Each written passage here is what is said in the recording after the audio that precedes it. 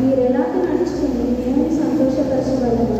మామూలు నేర్చుకునే ప్రకారంగా మీరు నడుచుకుంటున్నారు. ఈ విషయంలో మీరు అంతకంతగా అభివృద్ధి నందవలను మిగిలిన వేడుకని ప్రభువైన యేసునందు హెచ్చరించుచున్నారు. మీరు పరిశుద్ధులొకటే, అనగా మీరు జారత్వములకు దూరంగా ఉంటే దేవుని చిత్తము.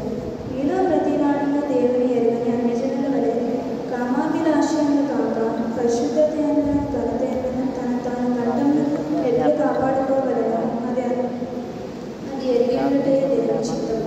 ఈ విషయము ఎవరినో అతిక్రమించి తన సహోదరునికి మోసం చేయకుండలేదు.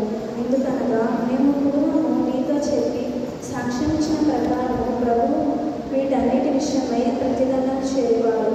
పరిశుద్ధులకైతే దేవుడు మనకు పిలుచును కానీ అపవిత్రులుగా ఉండుటకు పిలవలేదు. ఇంతటితో నేను దినము కొరకు ఏర్పాటు చేయబడిన పత్రిక వాక్య భాగము ముగిసేదాన్ని. నిందుతుడైన క్రీస్తు